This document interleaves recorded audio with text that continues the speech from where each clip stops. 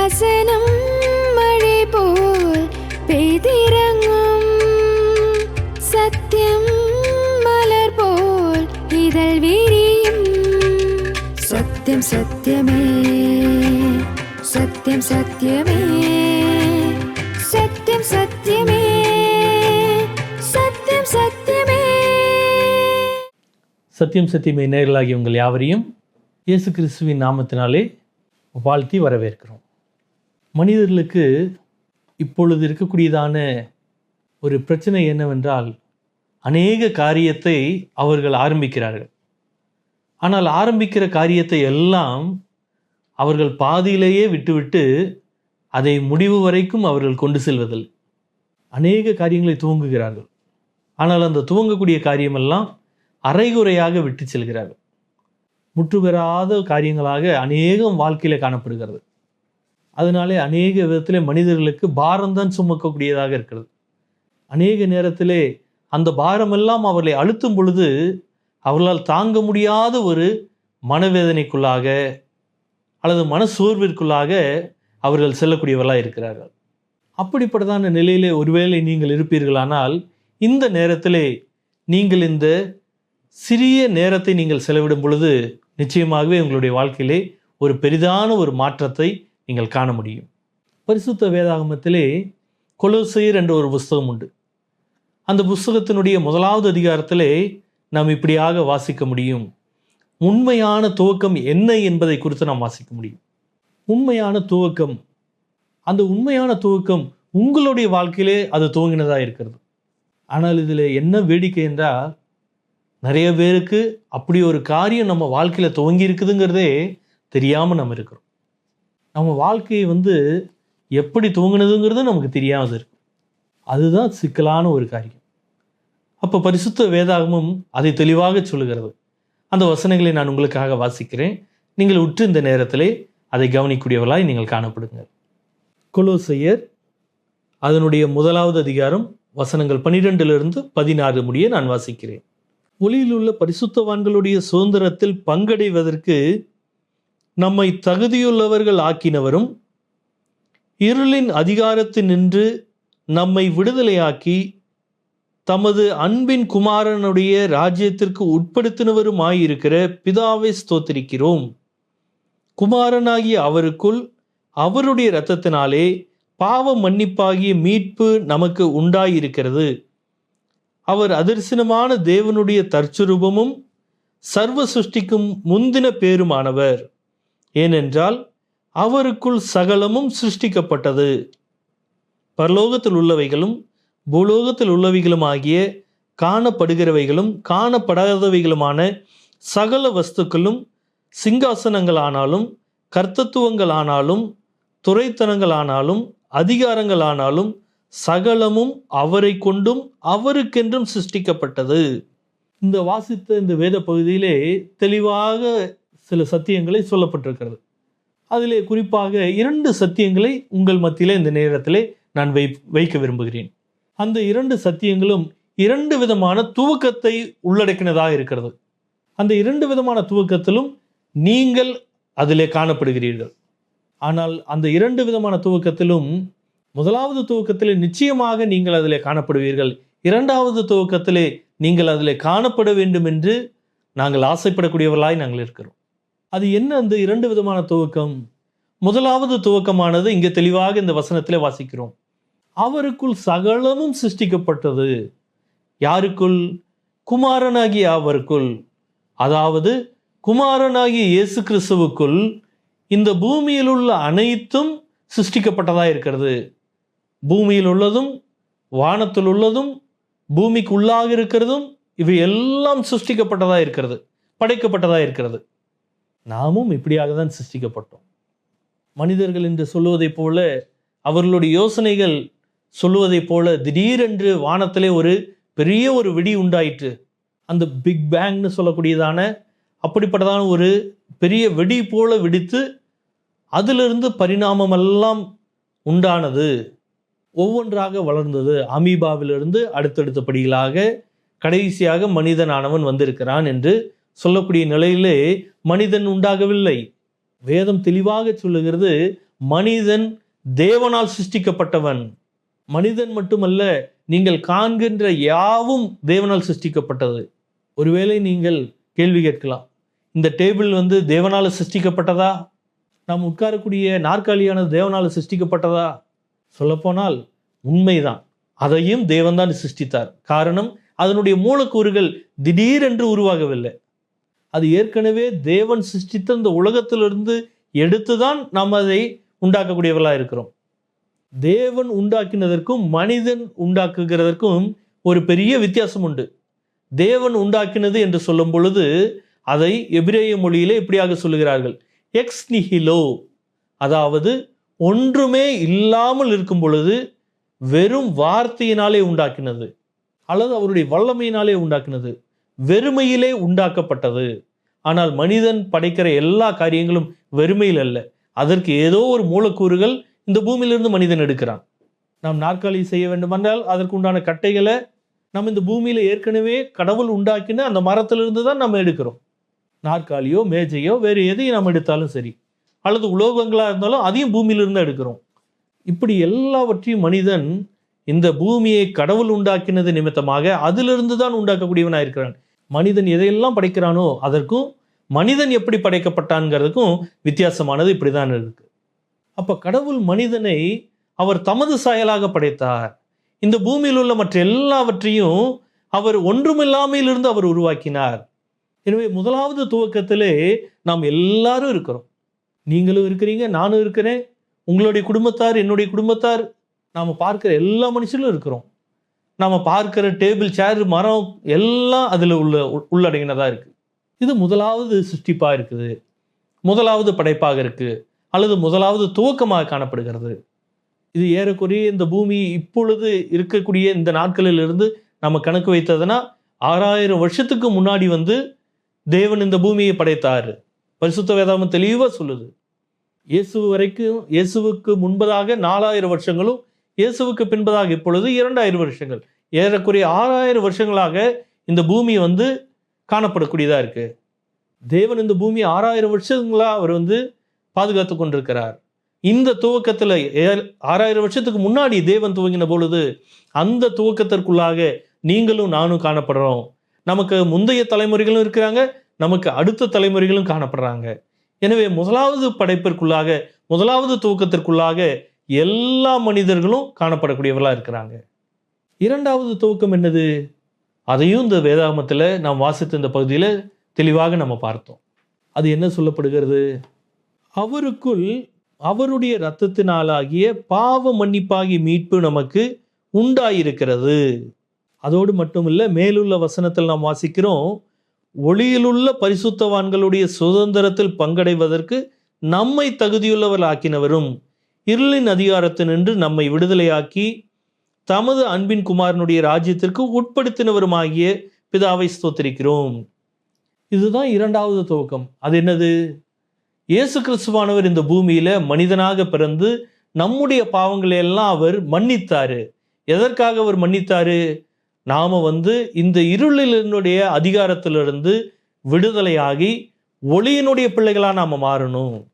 இந்த பூமிக்குண்டான ராஜ்யத்திலிருந்து நம்மை தேவனுடைய ராஜ்யத்துல சேர்க்கணும்.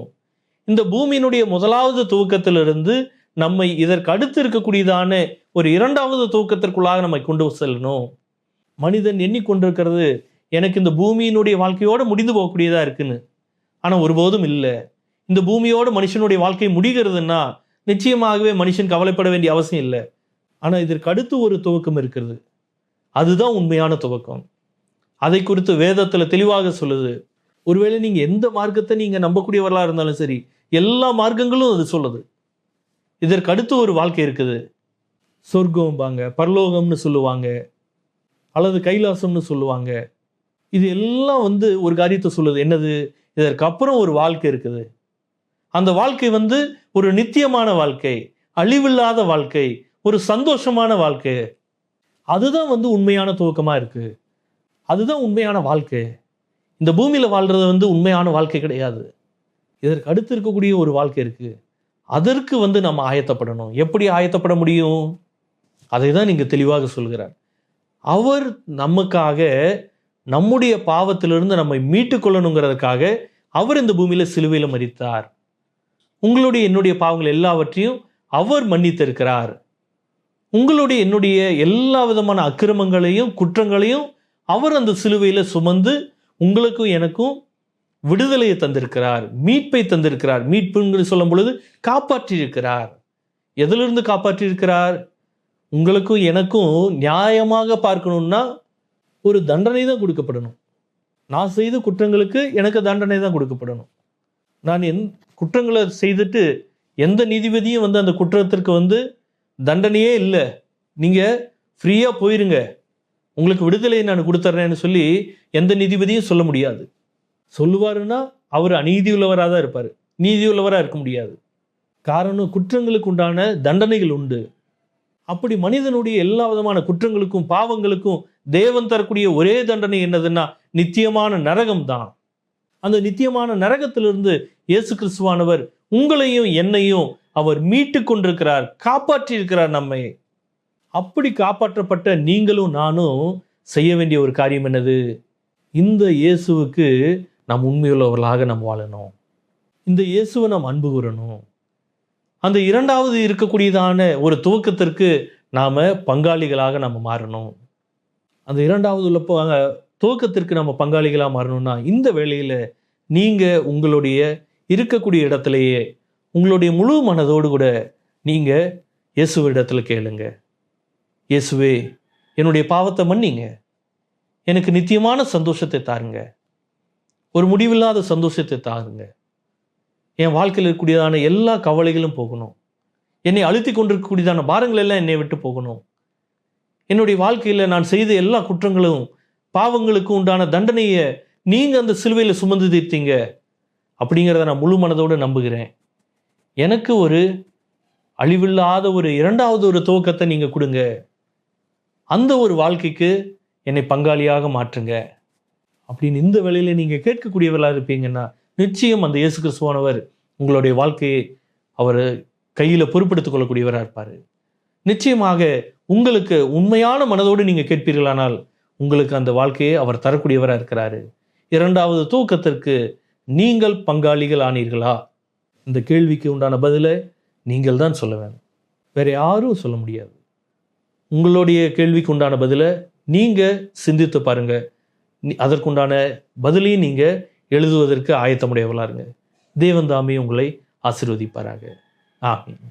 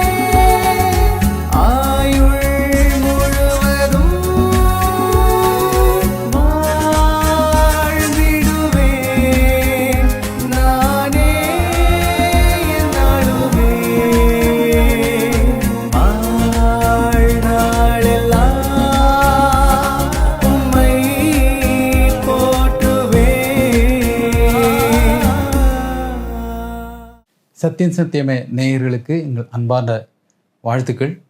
இன்றைய தினத்தில் மீண்டும் உங்களை சந்திப்பதிலே பெருமகிழ்ச்சி அடைகிறேன். நம்ம இன்றைக்கி ஒரு சிறிய விஷயத்தை குறித்து கொஞ்ச நேரம் பேச போகிறோம். வாழ்க்கையில் எல்லாருமே சீக்கிரமாக முன்னேறணும் அப்படின்னு ஒரு ஆசையுடையவங்களாக தான் இப்போ நவீன வாழ்க்கையில் மனிதர்களை பார்க்க முடியுது. எப்படியாவது சீக்கிரத்தில் நாம் பெரிய பணக்காரனாகணும், நிறைய சம்பாதிக்கணும் அப்படின்னு சொல்லி ஓடுகிற மனிதர்களை தான் நம்ம பார்க்குறோம். குறுக்கு வழியில் சென்று நம்ம இலக்கை அடைய முடியுமா என்பது நமக்கு முன்பாக இருக்கக்கூடிய ஒரு கேள்வியாக இருக்கிறது. எல்லாருக்குமே பணம் வேணும், எல்லாருக்குமே புகழ் வேணும், எல்லாருக்குமே வாழ்க்கையில் எதையாவது சம்பாதிக்கணும், முன்னேறணும் அப்படின்னு சொல்லி ஆசை இருக்குது.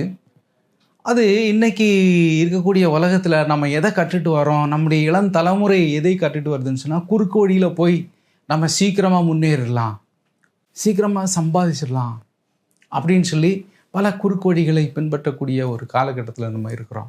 நம்ம பார்க்குறோம், படிக்கிறவங்க ஏதாவது வழியில் படிக்காமலேயே வந்து பாஸ் ஆகணும், டிகிரி வாங்கணும்னு நினைக்கிறாங்க.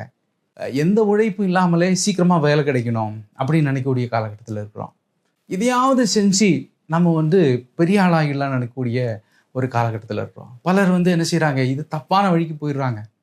போதை மருந்துகளை விற்பனை செய்தல், மனிதர்களுக்கு மதுபான வகைகள், இப்படி உள்ள விற்பனை மூலமாக இப்படிப்பட்ட பொருட்களை மக்களுக்கு கொடுத்து சீக்கிரமாக பணம் சம்பாதிக்கக்கூடிய மனிதர்கள் இருக்கிறாங்க. அப்போது இது போன்ற செயலில் ஈடுபட்ட ஒரு மனிதனை குறித்து நம்ம பார்க்க போகிறோம்.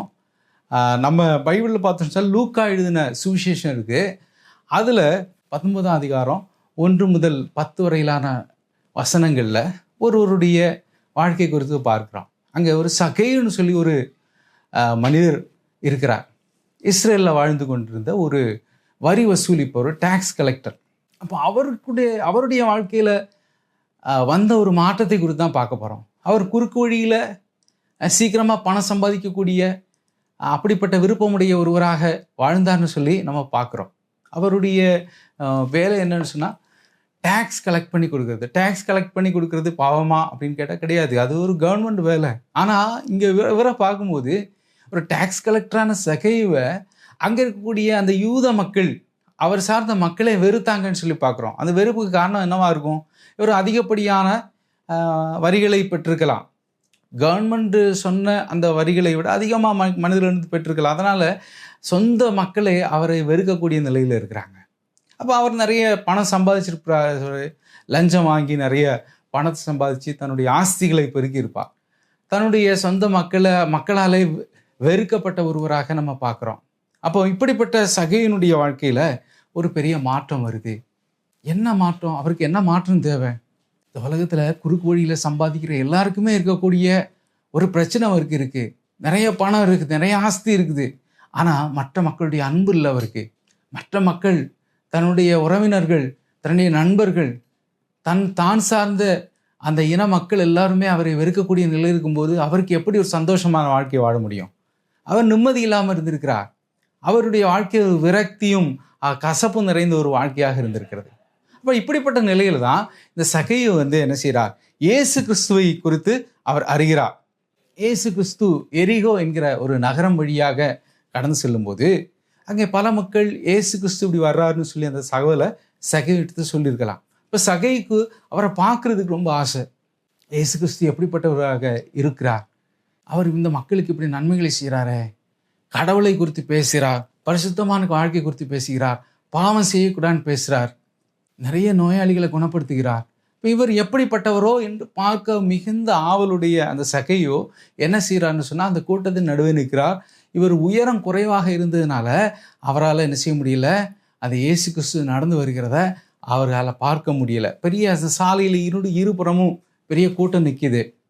அந்த கூட்டத்தின் நடுவே நின்று கொண்டு அவருக்கு இயேசு கிறிஸ்துவை பார்க்க முடியல. அவர் வந்து என்ன செய்கிறார்? பக்கத்தில் இருந்த ஒரு அத்தி மரத்தின் மீது அவர் என்ன செய்கிறார்? ஏறி நின்று பார்க்குறார். அப்போ இயேசு கிறிஸ்து வர்றார். இயேசு கிறிஸ்து வரும்போது இந்த சகையும் நிற்கக்கூடிய அந்த இடத்தின் அருகே வந்தபோது இயேசு கிறிஸ்து சொல்கிறார், சகையுவே சீக்கிரமாக இறங்கி வா, நான் இன்னைக்கு உன் வீட்டில் தங்க போகிறேன்னு சொல்கிறார்.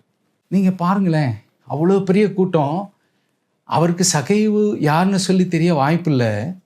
அங்கே இருக்கக்கூடிய திரளான மக்கள், ஏராளமான மக்கள், பெருத்த ஒரு ஜனம் அங்கே நிற்குது. அதன் நடுவில் கிறிஸ்து சகைவை அறிந்திருந்தார்னு சொல்லி பார்க்குறோம். ஏன் அப்படி எப்படி அறிய முடிகிறது? நம்மை படைத்த தேவன். நம்ம நினச்சிட்டு இருக்கோம் கடவுளுக்கு நம்மளை தெரியாது, நம்ம இந்த உலகத்தில் எங்கேயோ ஒரு மூலையில் வாழ்ந்துட்டு இருக்கிறோம், யாருக்கும் தெரியாமல் தனிமையில் வாழ்ந்துட்டு இருக்கிறோம், நம்மளை குறித்து யாரும் தெரியாதுன்னு நினச்சிட்டு இருக்கோம். ஆனால் இங்கே சகைவை பார்க்கும்போது சகைவு அது மாதிரி தான் நினச்சிட்டு இருந்து தனிமைப்பட்டு எல்லாராலும் வெறுக்கப்பட்டு வாழ்ந்து கொண்டு சகைவை இயேசு கிறிஸ்து பெயர் சொல்லி அழைக்கிறார். சகைவே, நீ இறங்கி வா, உன் வீட்டில் நான் இன்றைக்கி என்ன செய்ய போகிறேன், நான் இன்றைக்கி உன் கூட உங்கள் வீட்டில் நான் தங்கன்னு சொல்லி விரும்புகிறேன் அப்படின்னு சொல்கிறார். அங்கே இருந்த சகையோ இது கேட்டோன்னு அவருக்கு மிகப்பெரிய ஒரு மனமகிழ்ச்சி, ஒரு அடக்க முடியாத, ஒரு சொல்ல முடியாத ஒரு மனமகிழ்ச்சி அவருக்குள்ளே உருவானது. அவர் என்ன செய்கிறார், அந்த கீழே இறங்கி வந்து இயேசு கிறிஸ்து தன்னுடைய வீட்டுக்கு அழைச்சிட்டு போகிறான்னு சொல்லி பார்க்குறோம். அழைச்சிட்டு போய் அங்கே பிறகு என்ன நடந்துன்னு பார்க்கும்போது, கிறிஸ்துவை பார்த்த உடனே அவருடைய நடவடிக்கை முழுவதுமாக மாறி போவதாக பார்க்கிறோம். இயேசு கிறிஸ்துவிட்டமிருந்து அவர் எப்படி என்ன பெற்றுக்கொண்டார், கிறிஸ்துவை பார்த்த உடனே அவருக்கு அப்படி மனம் மாற வேண்டிய ஒரு காரணம் என்னவாக இருந்திருக்கும் அப்படின்னு பார்க்கும்போது, அவர் தன்னுடைய பாவத்தை குறித்து உணர்கிறார். ஐயோ, ஒரு பரிசுத்தமான ஒரு கடவுள்கிட்ட நான் நிற்கிறேனே, ஒரு பாவியாக நான் மற்றவனுடைய பொருளை திருட்டுத்தனமாக பெற்றுக்கொண்ட நான், லஞ்சம் வாங்கி கொண்ட நான், இந்த பரிசுத்தமான கடவுளுக்கு முன்னாடி நான் எப்படி நிற்க முடியும் அப்படின்னு சொல்லி அவர் என்ன செய்கிறார், அவர் மிகவும் மன வருத்தப்படுகிறான்னு சொல்லி பார்க்குறோம். அதுக்கு பிறகு இயேசு கிறிஸ்துட்டு அவர் சொல்கிறாரு, ஆண்டவரே, நான் நிறைய பாவம் செஞ்சுட்டேன், என் சொத்துல பாதியை ஏழைக்கு கொடுத்துருக்குறேன், பாதியை நான் ஏழைகளுக்கு கொடுக்க போகிறேன், நான் யார்கிட்டையாவது நான் அநியாயமாக வாங்கியிருந்தா அவங்களுக்கு 4 மடங்கு நான் திருப்பி கொடுக்குறேன் சொல்கிறார். இயேசு கிறிஸ்து அவர்கிட்ட நீ பாவி, நீ இப்படி செஞ்சிருக்கிற எதுவுமே சொல்லலை. கிறிஸ்துவை பார்த்த உடனேயே, அவர்கிட்ட பேசின உடனேயே, அவர்கிட்ட கொஞ்ச நேரம் அவர் கூட நடந்து வந்த உடனேயே இங்கே சகைவுக்கு ஒரு மனமாற்றம் உருவாகுது. அந்த பரிசுத்தமான கடவுள், தூய்மை நிறைந்த கடவுள், எந்த பாவமும் இல்லாத கடவுளிடத்தில் நான் நிற்பதற்கு தகுதியற்றவனாக இருக்கிறேனே என்ற ஒரு குற்ற உணர்வு அவரிடத்தில் இருக்கிறது. நீங்கள் இயேசு கிறிஸ்துவிடம், இயேசு கிறிஸ்துவின் பக்கம் உங்களுடைய முகத்தை திருப்பினால் நீங்கள் அதை தான் உணரப்போகிறீர்கள். நமக்கு பாவத்தை வைத்துக்கொண்டு கிறிஸ்துவிடம் இருக்க முடியாது. அவருடைய வார்த்தையை நீங்கள் கேட்டீர்களானால், அவருக்கு நீங்கள் செவி கொடுத்தீர்களானால், நிச்சயமாக உங்களாலும் பாவ வாழ்க்கையோடு வாழ்ந்து கொண்டிருக்க முடியாது. அந்த சகையு என்ன செய்கிறார், இயேசு கிறிஸ்து அவர் அழைத்த உடனே வருகிறார். அன்பான சகோதர சகோதரிகளே, எத்தனையோ முறை நீங்கள் வேத வசனத்தை கேட்டிருக்கலாம், எத்தனையோ முறை சுவிசேஷம் கேட்டிருக்கலாம். இயேசு கிறிஸ்து அழைக்கிறார், ஆனால் நீங்கள் என்னைக்காவது செவி கொடுத்துருக்குறோமா அவர்கிட்ட கொஞ்ச நேரம் ஸ்பெண்ட் பண்ணுறதுக்கு? இதில் என்ன இருக்குது, இந்த பைபிளில் என்ன இருக்குது? கிறிஸ்தவர்கள் இப்படி நம்மகிட்ட நற்செய்தி சொல்லிகிட்டு இருக்காங்களே, காஸ்பல் சொல்லிகிட்டு இருக்காங்களே, அது என்ன சொல்கிறாங்க, இதை நம்ம கேட்குறதுக்கு என்னைக்காவது கொஞ்ச நேரம் நம்ம வர்றோமா? அந்த சகை இறங்கி வந்தார். கிறிஸ்து கூப்பிட்ட உடனே, இயேசு கிறிஸ்து அழுத உடனே அவர்கிட்ட கொஞ்ச நேரம் பேசுறதுக்கு, அவரை வீட்டுக்கு அழைச்சிட்டு போய் அவர்கிட்ட கொஞ்ச நேரம் டைம் ஸ்பெண்ட் பண்ணுறதுக்கு சகை இறங்கி வந்தார். அதனால் அங்கே பார்க்குறோம், அவருடைய பாவ வாழ்க்கையிலிருந்து விடுபட்டு ஒரு புதிய வாழ்க்கை அவருக்கு கிடைத்திருக்கிறது. பாவத்தை விட்டு விலகி ஓடக்கூடிய ஒரு வாழ்க்கை, இயேசு கிறிஸ்துவை தன்னுடைய வாழ்க்கையில ஏற்றுக்கொண்டு அவருக்காக வாழ வேண்டும் என்ற ஒரு ஆசை அவருக்குள்ளே உருவானது. அந்த நிலையில சகை என்ன செய்கிறார், தன்னுடைய பழைய வாழ்க்கையிலிருந்து புதிய வாழ்க்கைக்கு திரும்புகிறார். தன்னுடைய பாவ வாழ்க்கையிலிருந்து பரிசுத்தமான வாழ்க்கைக்கு நோக்கி திரும்புகிறார். இதுவரை யார்ட்டையாவது நான் தப்பா அநியாயமாக வாங்கியிருந்தேன்னு சொன்னால் 4 மடங்கு நான் அவர்களுக்கு திருப்பி கொடுக்குறேன்னு சொல்லி இயேசு கிறிஸ்துட்ட வாக்கி உறுதி கொடுக்குறார். நீங்கள் உங்களுடைய இருதயங்களிலே கிறிஸ்துவானவரை நீங்கள் ஒரு நிமிடம் அழைத்தீர்களானால், கர்த்தாவே, நான் ஒரு பாவியாக இருக்கிறேன், என் இருதயத்தில் இறங்கி வாங்க, என்கிட்ட வாங்க, உங்கள் கூட கொஞ்ச நேரம் நான் டைம் ஸ்பெண்ட் பண்ணணும்னு அழைத்த கண்டிப்பாக வரக்கூடிய தேவனாக இருக்கிறார். அவர் உங்களை எப்போதும் அழைத்து கொண்டிருக்கிறார். அதனால தான் நீங்கள் திரும்ப திரும்ப இந்த செய்திகளை கேட்டுக்கொண்டிருக்கிறீங்க. அதனால தான் நீங்கள் மீண்டும் மீண்டும் ஏதாவது வகையில் இயேசு கிறிஸ்து இயேசு கிறிஸ்து என்று ஏதாவது வகையில் உங்களுடைய காதுகளில் துணிச்சிக்கிட்டே இருக்கு. அவருடைய சத்தத்தை நீங்கள் கேட்பதற்கு நீங்கள் முடிவு செய்தால் நிச்சயமாக இந்த சகைவுக்கு உண்டான ஒரு மனந்திரும்புதல் உங்களுடைய வாழ்க்கையில் உருவாகும். அங்கே பார்க்குறாரு. அங்கே பார்க்கும்போது கடைசியில் சகையு தன்னுடைய பாவ வாழ்க்கையை விட்டு புதிய வாழ்க்கைக்கு திரும்புகிறார். அங்கே நம்ம பார்க்குறோம், அதுக்கு கீழே நம்ம வாசிக்கும் போது அந்த பகுதியில் பார்க்குறோம், இயேசு கிறிஸ்து இதை கேட்ட உடனே சகையு சொல்கிறாரு, நான் யாரிடமாவது அநியாயமாக வாங்கியிருந்தா 4 மடங்காக திரும்ப கொடுக்குறேன் கர்த்தாவே அப்படின்னு சொன்ன உடனே அவர் சொல்கிறாரு, இன்று இந்த வீட்டுக்கு ரட்சிப்பு வந்தது, மனுஷகுமாரன் இழந்ததை தேடவும் ரட்சிக்கவுமே வந்தார்.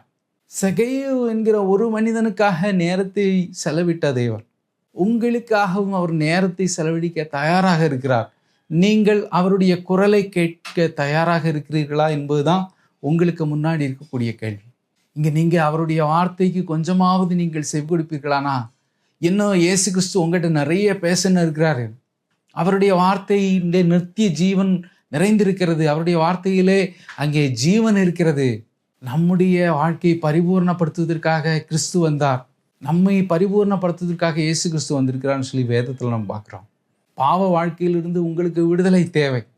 நீங்கள் பாவ வாழ்க்கையிலிருந்து இதுவரையும் விடுதலை பெறாமல் இருக்கிறீர்கள் என்றால் அது உங்களுடைய வாழ்க்கை நரகத்தை நோக்கி சென்று கொண்டு இருக்கிறதுன்னு சொல்லி நம்ம பார்க்குறோம். பைபிளில் நமக்கு தெளிவாக சொல்லப்பட்டிருக்கிறது, அனைத்து மனிதர்களும் பாவிகளாக இருக்கிறார்கள். எல்லா மனிதர்களும் பாவிகளாக இருக்கிறார்கள்.